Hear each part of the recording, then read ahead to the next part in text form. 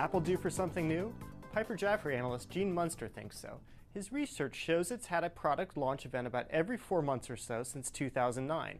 In Note Out today, he notes the past 3 such events were the 3rd generation iPad last March, the iPhone 5 in September, and the iPad mini back in October. That leads Munster to think Apple could announce something in March or April.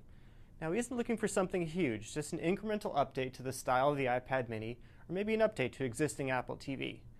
Apple would likely welcome a shift to discussion of its products rather than its shares. They've dominated the talk in the past couple weeks. Most recently, several huge hedge funds dumped their shares in the last quarter.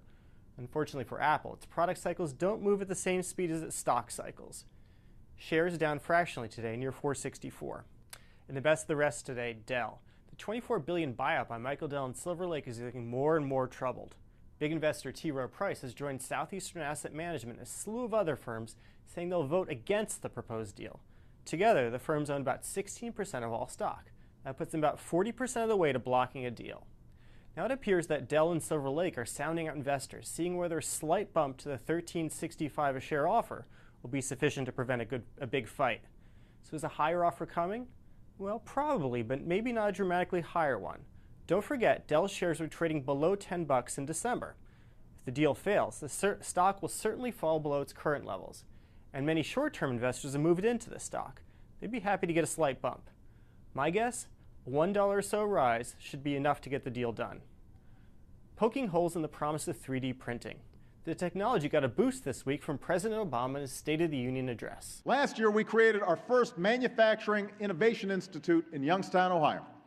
A once shuttered warehouse is now a state-of-the-art lab where new workers are mastering the 3D printing that has the potential to revolutionize the way we make almost everything. The remarks come as investors have bid up the firms that make the devices.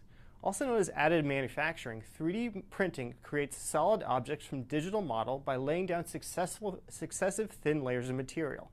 Companies such as General Electric plan to use 3D printing to build lightweight aircraft parts. Dentists already use it to create crowns in the space of an hour instead of 2 weeks. Now notable short seller Andrew Leff's firm, Citron Research, has called these firms vastly overvalued. In a report, the firm even accused the CEO of printer maker 3D Systems of exaggerating advances in the products and contributing to a bubble in the shares. 3D Systems is down about 6% today. It's nearly tripled over the past year, however. Competitor Stratasys is down about 2.5% today. Soaring and sputtering time. Our look at the movers and shakers. Soaring is Click Technologies. The business software maker posted a 27% rise in quarterly revenue and profit that topped forecasts. Shares are up more than 15%. And sputtering, LogMeIn. The company, which makes software that enables remote access to computers, forecasts quarterly earnings below estimates and a higher tax rate. Shares down about 30% today.